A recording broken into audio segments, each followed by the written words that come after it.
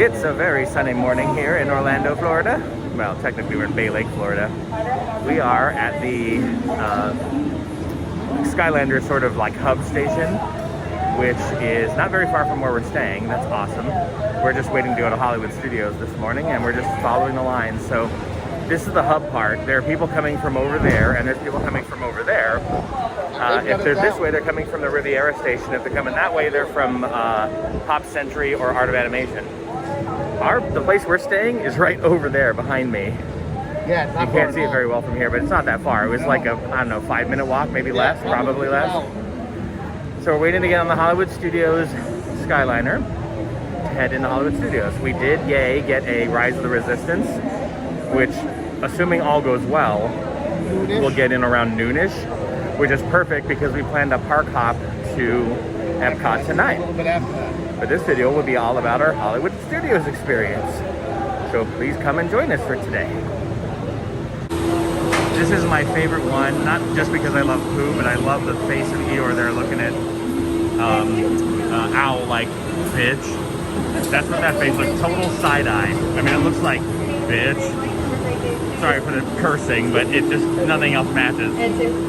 Ooh, I think this one's gonna be ours. It's Haunted Mansion themed. All right, friends, continue Yeah. 999 happy haunts in the Haunted Mansion cabin. Watch your steps.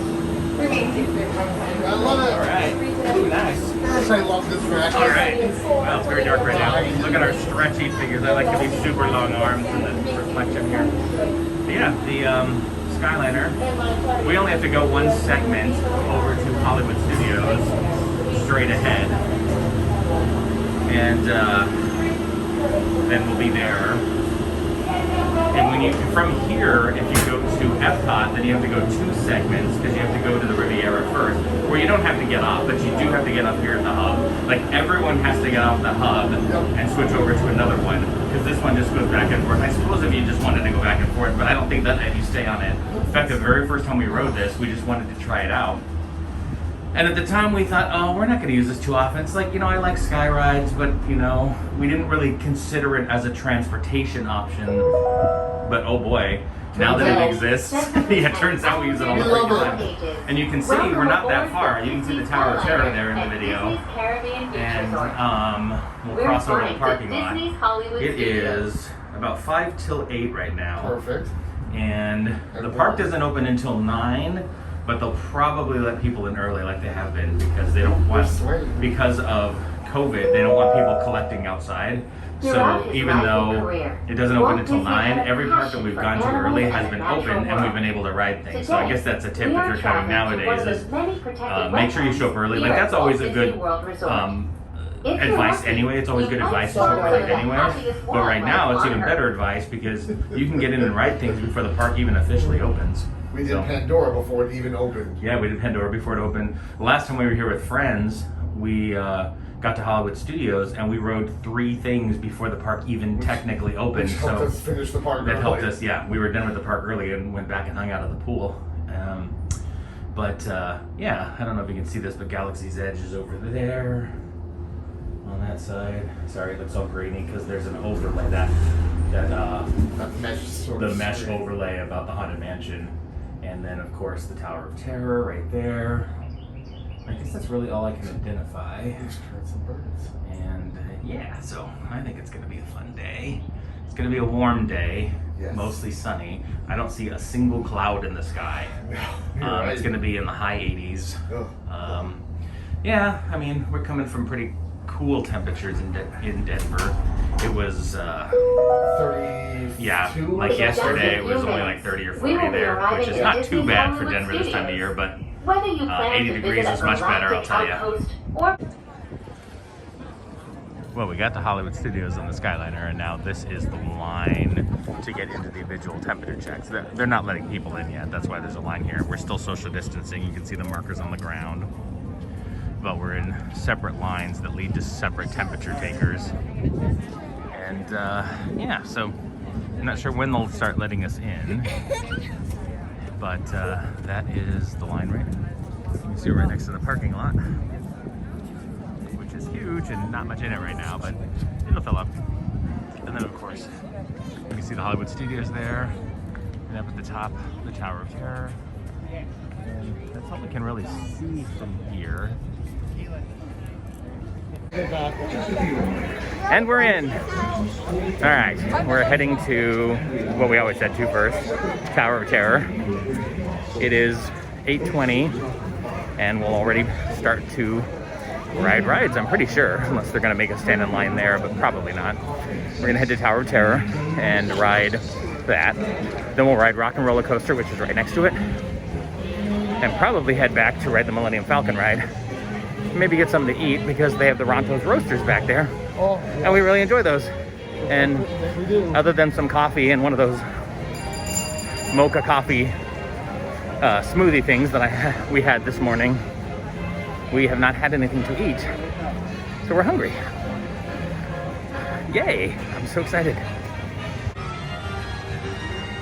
One of the nice things about not being that interested in the most popular ride, which is Slinky Dog Dash, the roller coaster, is that we're not running there with everyone else first thing.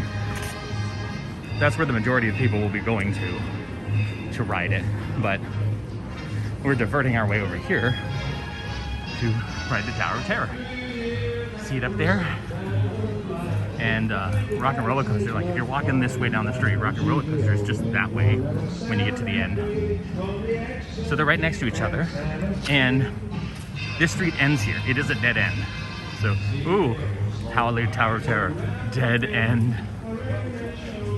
That's not that clever. So change of plans. The Tower of Terror isn't open yet. We don't know if it's technical or it's just not open, but they are redirecting us to the Rock and Rollercoaster. So we're heading this way now.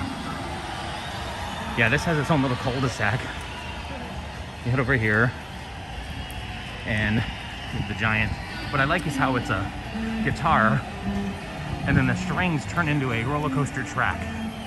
It goes all the way to the front there. I always thought that was kind of neat. It's themed around Aerosmith. I don't know if they're planning on retheming. I mean, Aerosmith are still fairly popular in the sense that people remember them, but as time goes on, how relevant are they? It's interesting when you theme something based on a current popular trend. What do you do when that popular trend isn't current or popular anymore? The premise behind the Rock and Rollercoaster is that you are, we were watching Aerosmith in their recording studio, which is a pre-scene that we didn't see because they're not running the pre-scenes right now. And oh my gosh, they have a concert that they're late to, but they want to take all of us with them. So you have to get into your super stretch limo, which is the roller coaster, and then you have to drive in California traffic, which explains the roller coaster. I would say this roller coaster is a lot safer than California traffic. But one of the things I like about this roller coaster is it launches you. You'll watch. Maybe we might end up moving before this happens, but it's not one of the typical roller coasters you kind of go up and then use gravity to go down. It launches you immediately. Magnets, I think? Probably using magic or magnets. Darn, can't see it. But anyway, it does, trust me. Oh, Rock and Rollercoaster is so much fun. And I wish I could show a video of it, but they don't allow you to have your phone out on that roller coaster. Someone lost it once. It's way too quick. I mean, you'd probably lose it. I would probably lose it in my hand, even though I hold on to it pretty tightly. Tower of Terror is open, so we're heading there right now. That's very exciting. Oh, right here. Right side, please. Right side. Okay. Heading in. I wonder if they just needed a little bit more time to test. I'm okay with that. A detail we've never noticed before here is there's a game of mahjong going over there, which would fit the period very well because at the time people were very enamored with Oriental things. So a game of mahjong would be appropriate at the time, and people who did it would seem cultured. And then the rest you can see. I love the design of this. I mean, it's meant to look dilapidated, so that's why there's cobwebs hanging from everything, but it's beautiful. A bunch of different flags, probably all the flags of the countries at the time. And then ashtray there. And the thing sticking off, I think, might be like a, you know, I'm not sure, because there's a book of matches there. Look at this. Oh, you know what? I bet it's like a pen. Like, I think they were like cigar pen holders or ashtray pen holders at the time, because you would use both. And I love the design of the top here. Oh, it's a concierge. I didn't notice that till just now. Normally there's a pre-show in this room on that television right there, but they're not doing pre-shows right now. So essentially it's just walking through, although we're walking through a lot slower than we would otherwise. I'm not sure why. But usually people would wait in this area in groups, and then these doors would open and you'd all go into this room in groups, and then that's when the pre-show would happen, and then a door would open in the back, and then you would walk out and get into the area where you'd wait in line to get on the actual ride itself. Right now we're just walking through. But there's a lot of really cool details. I don't know Twilight Zone as well as some others. I mean, I've watched a few of them when I was younger, but I don't remember a lot of them. But apparently, if you watched a lot and you really know it, there's Easter eggs everywhere here. Like different items, for example, that are featured directly from episodes.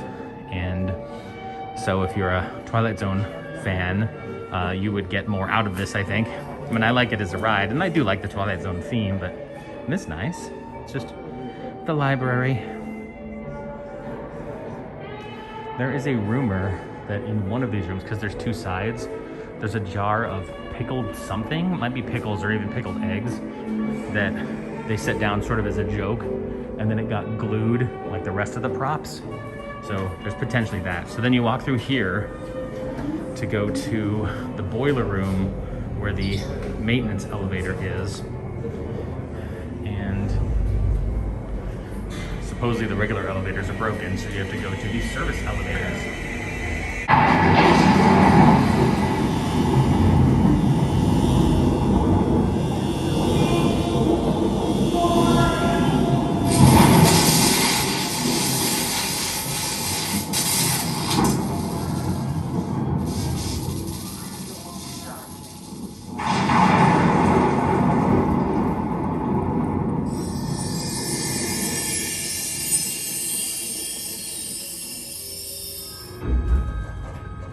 That door is opening once again, and this time it's opening for you.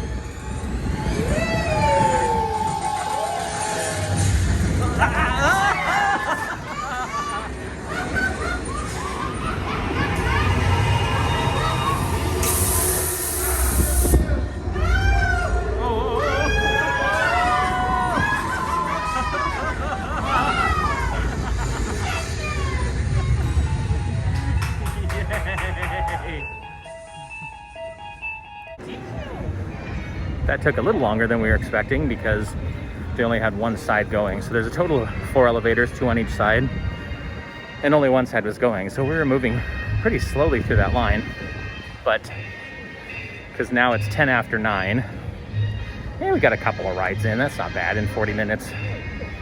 It just is usually faster, but yeah, it's a technical ride. I'm glad it was up at all. We are on our way. I'm not sure yet. We're gonna see what Mickey and Minnie's Runaway Railway is. And we also want to ride the Millennium Falcon ride and maybe get some breakfast. So we'll see as we get closer. Actually, I suppose I could check the app now.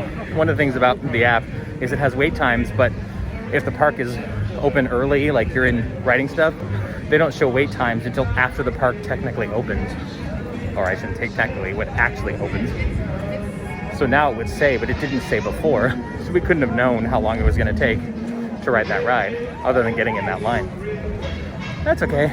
Plenty of time ahead of us. 160 minutes until we ride the Rise of the Resistance, assuming everything goes okay. If it's delayed enough, we may not be able to ride it, since we plan to head over to Epcot right around 2 o'clock when you can park hop. According to the app, it's only a 25-minute wait, and that's worth it. I enjoyed this ride. Oh, it went up to 30 minutes according to that right there. That's okay, they're never as long as they seem to be. A lot of this queue is outside though, so we may need to get out the umbrella, use it like a parasol. I don't feel like standing in the hot sun when you can protect yourself from it. They do have these umbrellas up though, so that helps, but they don't cover a huge area. Otherwise you're just out in the open, which is one of the problems, you can't see my air quotes, with Hollywood studios, is that there's not a lot of shade.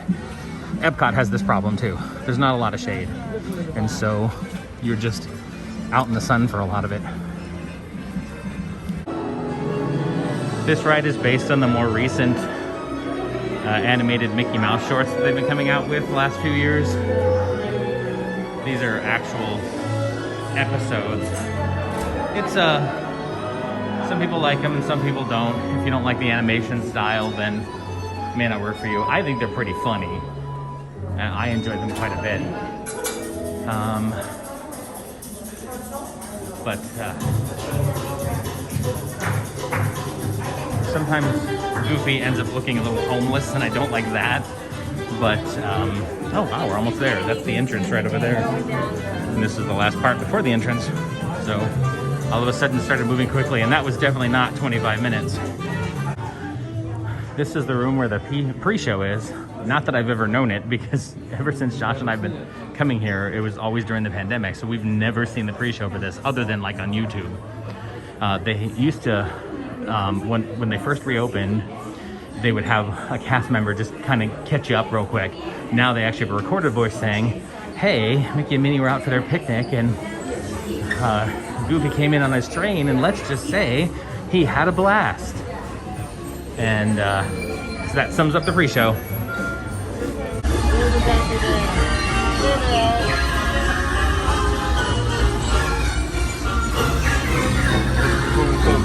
I love that sun.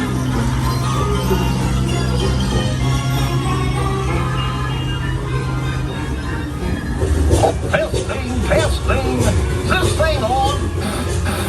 Can you all hear me way back in the back? Welcome aboard, folks. We're ready for a relaxing ride around the park.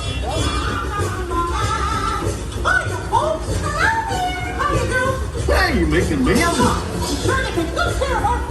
Of course, bear with me. What could possibly go wrong?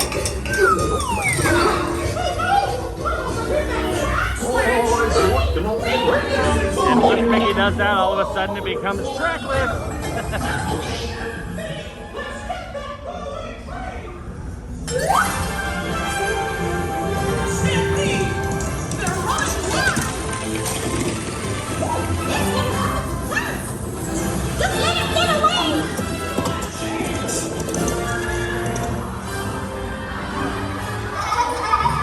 Hooray! Step right up, ladies and gentlemen, boys and girls.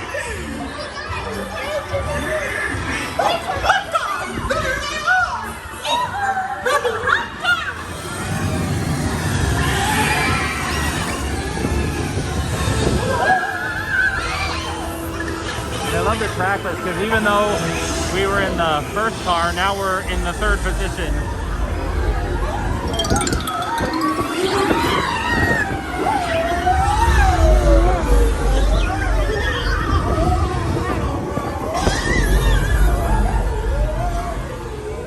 Very silly symphonies up there.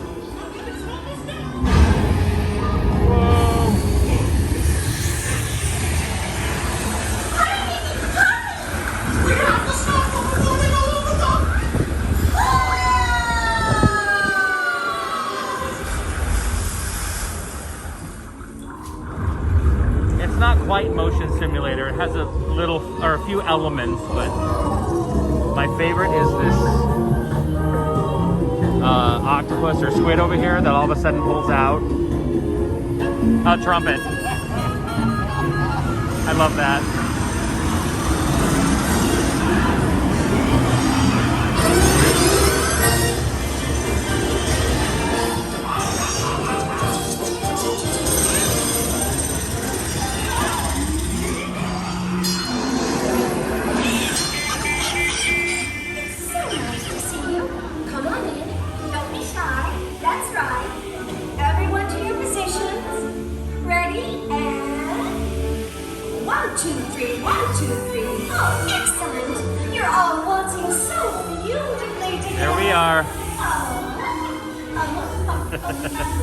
Now, I love this part.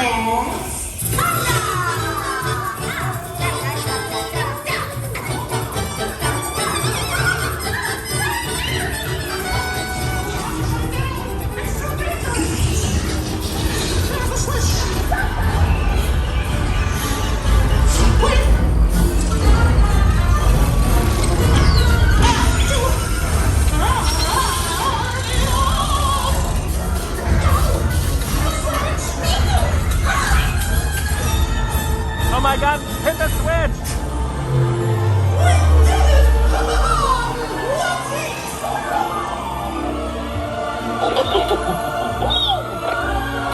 Well, that concludes my guided tour. Hope you My favorite part of this next room is Pluto being a dog and just doing his little bark bark barks. Hey, picnickers! Told you nothing was gonna go wrong. Nothing can stop us now. I knew somehow that we would finally make it.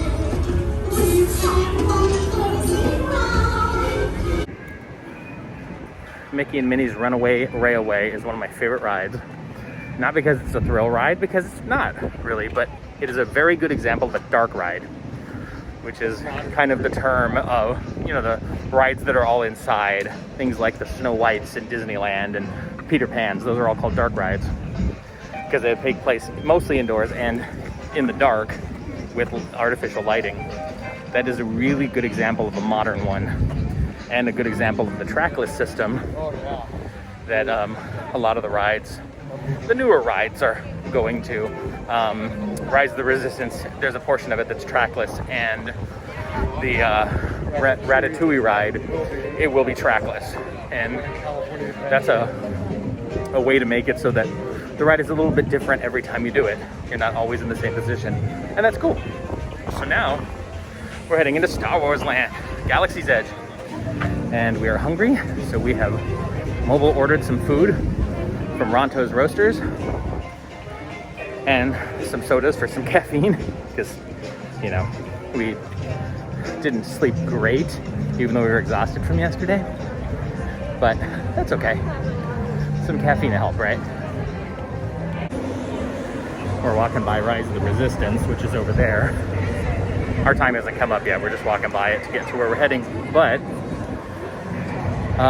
what's interesting about that ride is there is no queue that you can get into. You can't just go get in line for it. You have to do a virtual queue. It's the only way. And you have to log in if you have a park pass for the day, because remember, you have to have a pass to even get into the parks now. If you have a park pass to Hollywood Studios at 7 a.m., you can log on and get a virtual queue. I did mine literally. I was on a world clock. It changed over to 7, and I still got boarding group 56. And those things will sell out in a minute. Yep, we're gone. And then if you're in the park and you haven't gotten one already, at 1 o'clock, you have another chance to get it. So all is not lost if you don't get it at 7 a.m. And we've gotten the ones in the afternoon before. Couple times. But we've done that when we needed to. We've never not been able to get a reservation either initially or at the end. Or, I mean, later in the day. And I hear about people who've never gotten one. Yeah, and we hear about people all the time that were never able to get it. So our Rontos wraps are up here. Better head that way. Anyway, what I was saying also is interesting about it is that since it's a virtual queue and they go off these boarding group numbers, they can't start it early. Like, we rode Tower of Terror early. We rode Rock and Rollercoaster early before the park even opened, but they're not expecting people to get here till 9 when the park officially opens, so they can't start the boarding groups until then. So they're pretty early in boarding groups right now. All right, I need to check in to get our food. Alrighty, here are the Rontos Roasters. So it's kind of a sausage, and there's also pork on it, so you're double porking it. And then there's a sauce. I forget what the sauce is, but it's delicious. One of my favorite things about this. And coleslaw. They have a breakfast version of this too. Rather than the pork, you get an egg. But honestly, I felt like the pork one was better. Normally, I'm a big breakfast egg fan, but I felt like this was much better. We also got a couple of sodas, like I said. And there's a nice table right here on the edge where you can people watch Galaxy's Edge. And occasionally up there on that catwalk, you'll see stormtroopers or various characters from here, which I understand are going to be a lot less movie Star Wars, and they're going to start transitioning more into TV Star Wars like Mandalorian, because that's a lot more popular than the movies turned out to be. And one thing I like about Rontos Roasters is they have essentially a jet engine there that occasionally fires and makes noise. That's what you heard earlier when it was loud. And then of course they have the meats cooking right here next to the jet engine. I think that's cool. Let's dig in. How is it today, Josh? Delicious like usual? Probably hits the spot. Good? Awesome. I forgot to mention that the 2 Ronto wraps plus the 2 sodas were about 37 bucks altogether. I mean, it's kind of a lot, but the food's really good. These each were about 13 or 14, and then the sodas were like 5 bucks each. So, yeah, it's kind of expensive.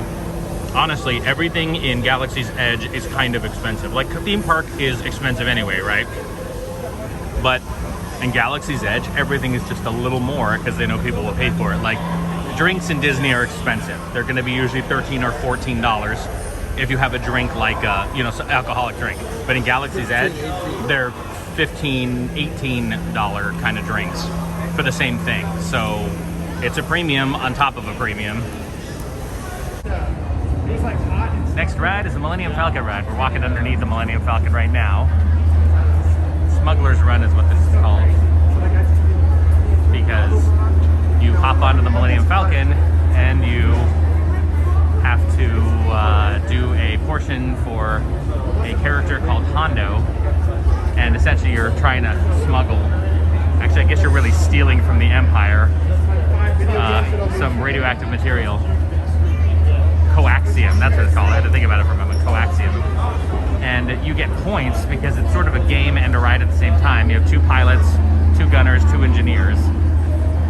And someday we're going to be here with a total of 6 people, and we're going to be able to do an entire Millennium Falcon. We did 5, but we haven't done 6 yet. So I'm hoping someday we'll do 6. But you get to walk around the Millennium Falcon, and it's pretty cool. I also really like the rock work that's done here, and as well as just the building work. Like, this whole area is amazingly well done, and it looks so Star Wars.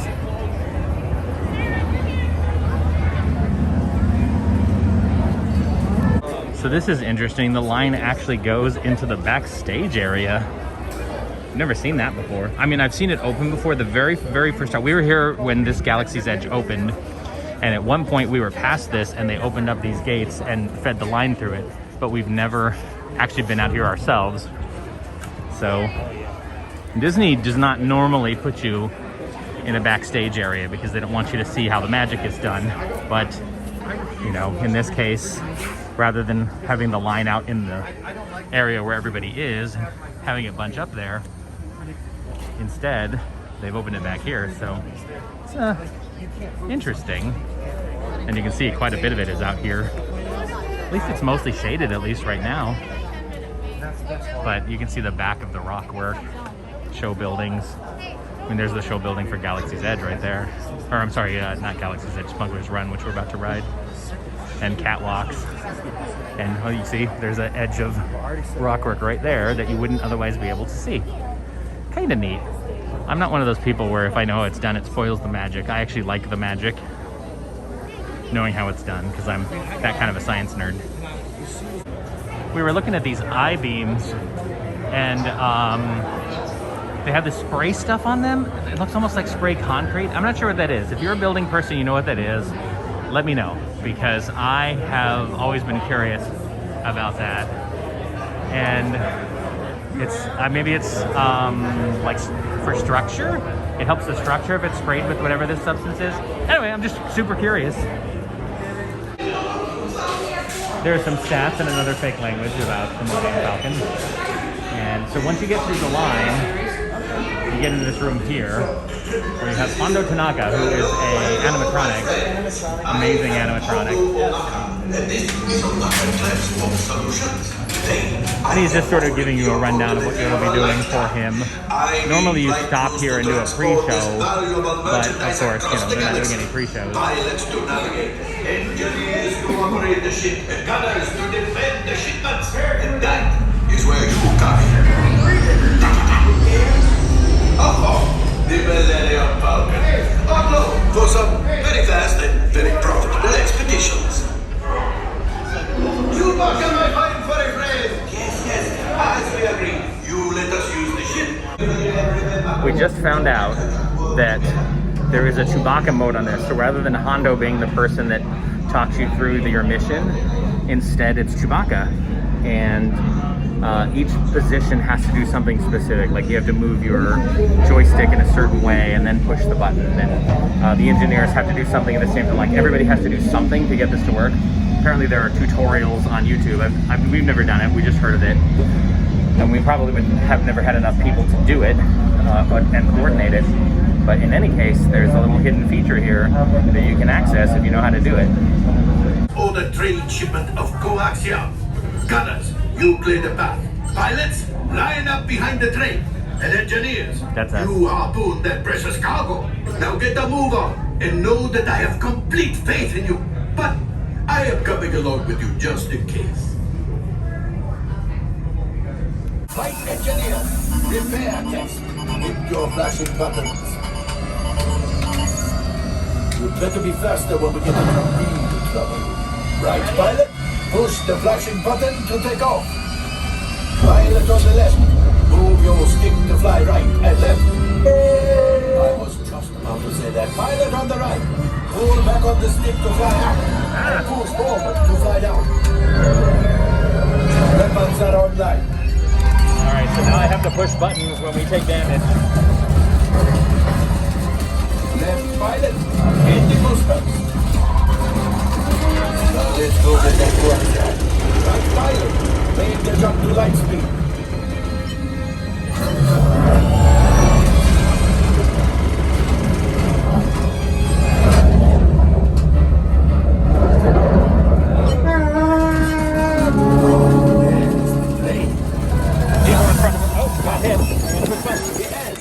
I also have switches too. And the guy in front of me is a gunner, so he's firing. Come to us. Take it easy, that shot.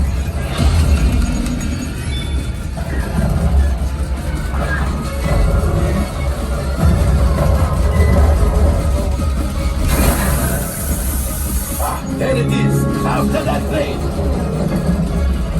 Flight engineers, fire the harpoon. Excellent. Now gunners, shoot the cargo free. The pilot brakes. Oh, my friend, that could have been much worse. Okay, it's much worse.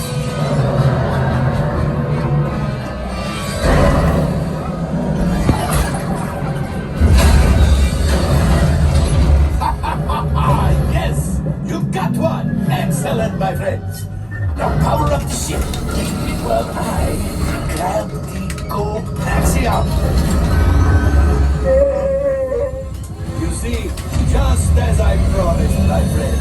Now that the resistance has rotated, maybe a little something for Ronto. Pilots, line up behind the train so we can harpoon that last car. Get behind the train. Pilots, into the center. Flight engineers, fire the harpoons and deal us in. Runners, shoot the train. Harpoons ready, keep shooting.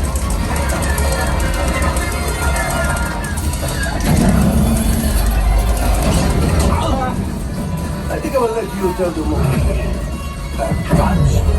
Oh, that's ridiculous. Things are getting so hard. We got to get out of here. A distraction! Fire the missiles and detonate! It's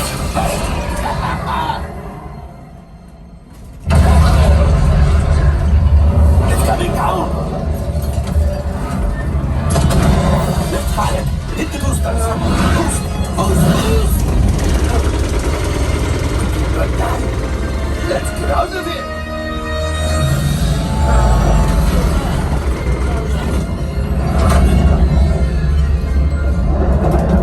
Great job, my friends.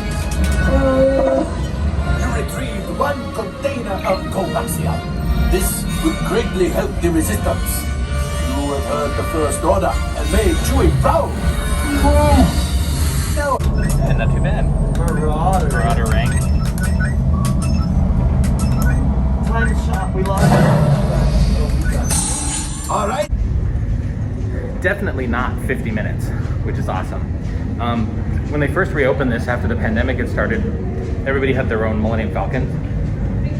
So even if there was like Josh and I, the other 4 positions weren't being filled, but they had put barriers in between the seats.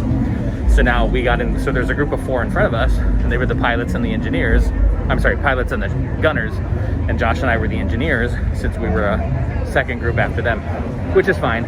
I prefer pilot, but if I'm not a pilot, I'd rather be an engineer because I feel like there's more to do. Gunners, essentially, you just press the same button over and over and over and over again.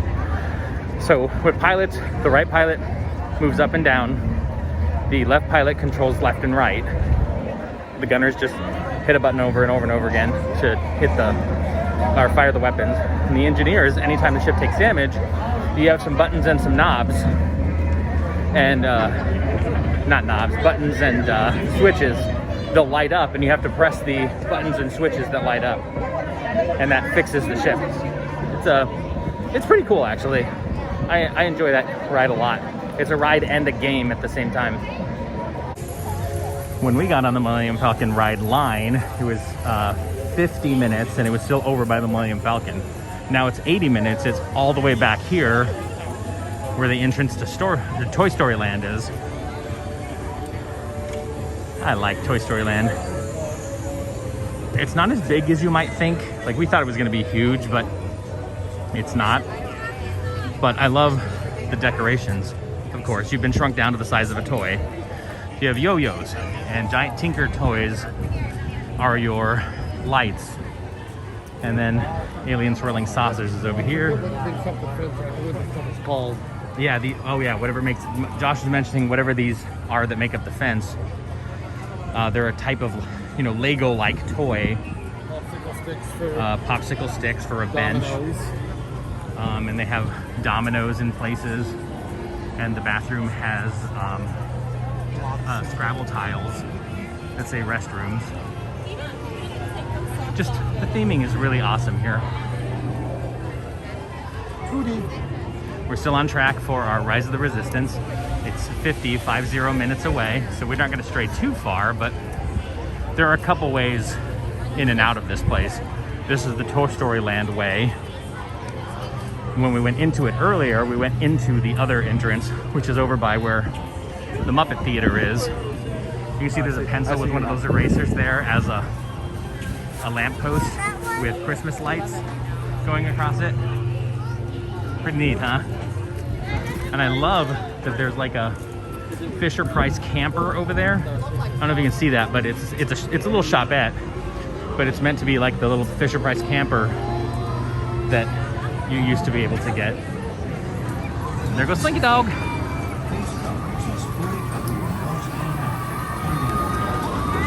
And of course you have the Pixar ball, which is a nice touch. I mean, Pixar pretty much owes its existence to this movie.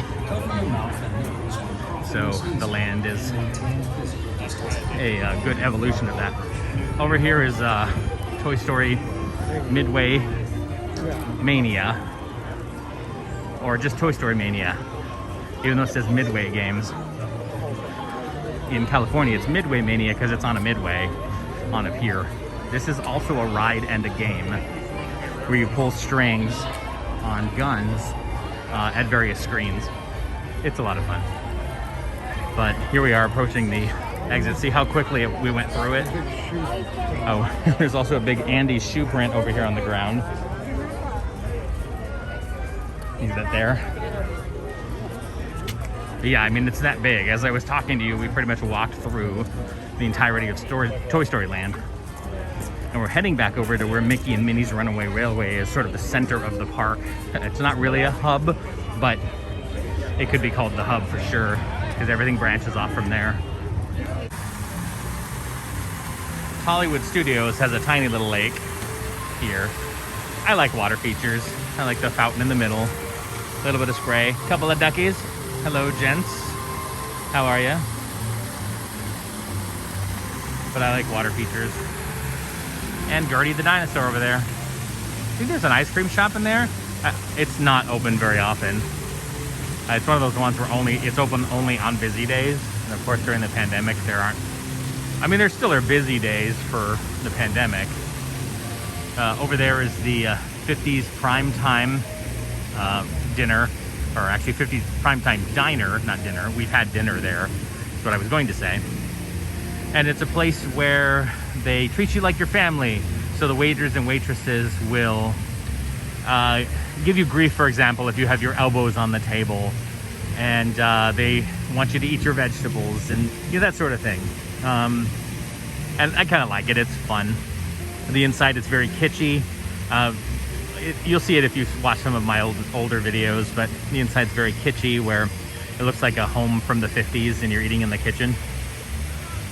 They have a fantastic peanut butter and jelly shake, but and normally you could there's a bar area you could walk in and get the shake, but during the pandemic you don't get to go in there unless you actually have reservations, so we haven't had the shake in a while.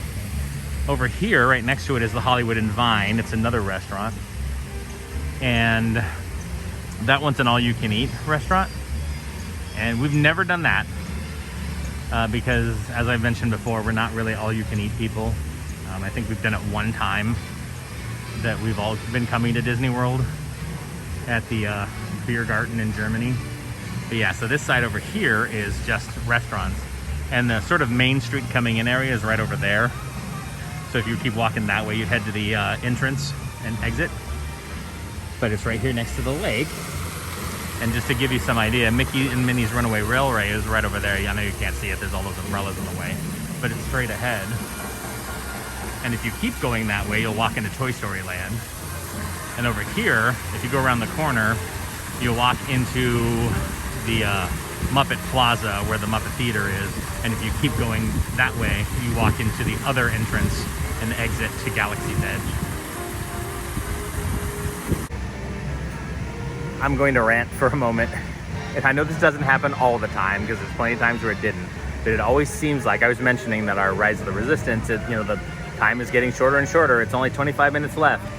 And it always seems like just when it's getting to us, it goes down. So it's been 25 minutes for the last 15 minutes. And so we're just watching it. We were moseying slowly that way. And normally that's not a big deal. They fix the thing and then they just get it going again. But we've heard that Rise of the Resistance is so technical that once it goes down for whatever reason, it takes an hour to get it all booted back up and going.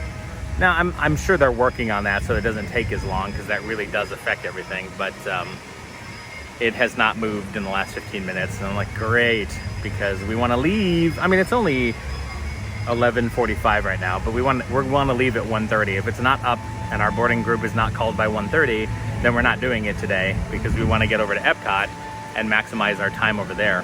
Park hopping's back, but you can't go to the other park until 2 o'clock in the afternoon.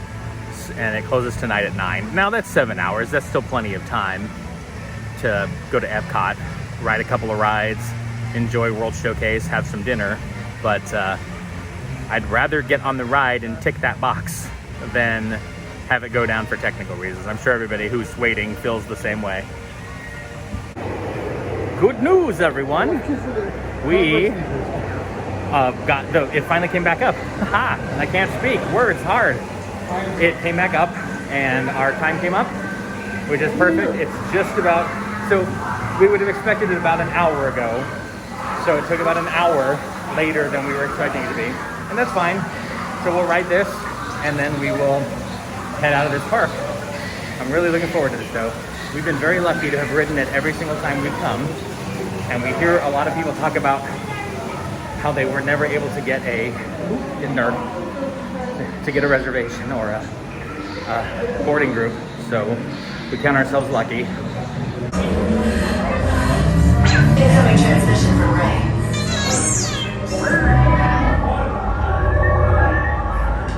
BB-8, is everyone assembled? Good. Shouldn't you be in flight prep? Recruits, thank you for joining the cause. A covert resistance team led by my friend Finn has infiltrated a first-order Star Destroyer that is now headed to this system. Your outpost on Batu is no longer safe. We have transports waiting to take you to General Organa's secret base on Pucara. I'll regroup with you there. Bad news. We got to the part you just saw, and then was the video, and then we were about to go loading, and they sent us out again, and then zapped our magic band so that we could come back next time it's up again. So I guess it was up for a few minutes and then back down again. And when that happens and you're already in line, they scan your magic band so you can come back at any time it opens up again, regardless of what your boarding group is. But we're leaving, so we're not gonna be here for that. So this will be the one trip so far where we didn't get to do it. Not for lack of trying, we sure did, but we're not getting on. And that's fine, we've ridden it every other time. If we missed it this one time, not a big deal. And that does it for us from Hollywood Studios. We're on our way to Epcot, so keep an eye out for that video. The second half of today was a good day, other than the Rise of the Resistance thing. We're bummed about that, because we thought we weren't gonna do it. And then, oh, last minute, we can do it. And then last second, nope, you can't. But that's okay. Keep a lookout for my next video while we travel around Epcot. Looking forward to it. Especially dinner at Tep and Edo, my favorite place to eat on property.